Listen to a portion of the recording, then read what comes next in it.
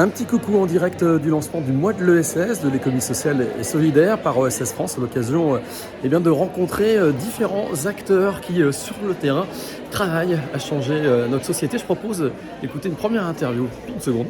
L'idée de l'épicerie participative telle qu'on les essaime dans les territoires ruraux, aujourd'hui il y en a 150 qui existent, elle repose sur l'implication des habitants, mais aussi du maire. C'est-à-dire qu'il n'y a pas de charge puisque le maire prête le local à une association.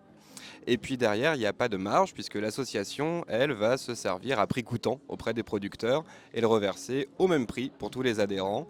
Et chacun est bénévole, ce qui fait qu'il n'y a pas de salaire à se verser. Donc ça repose vraiment sur l'énergie que chacun veut donner pour sa commune, pour les autres et puis pour soi aussi, puisque ça permet de faire les courses en bas de chez soi et pas à 25 km aller-retour, comme c'est le cas pour 20 millions de personnes aujourd'hui.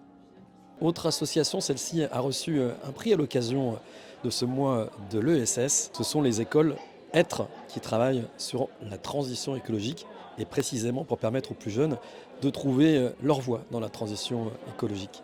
Alors les écoles Être, elles sont nées officiellement en 2017, mais avant ça, depuis 2005, moi je travaille dans ce projet qui vise à concilier en fait les enjeux de fin du monde, les enjeux de fin du mois et les enjeux de fin du mois, puisque c'est pour ça qu'on a appelé Être aussi, parce qu'il y a tout un enjeu sur l'accompagnement individuel, la place et le sens qu'on peut avoir dans la société. 80% de nos publics, c'est des jeunes de 16 à 25 ans qui sont en réflexion sur leur parcours. Ils peuvent être déscolarisés, en décrochage, en situation de handicap, en prise avec la justice.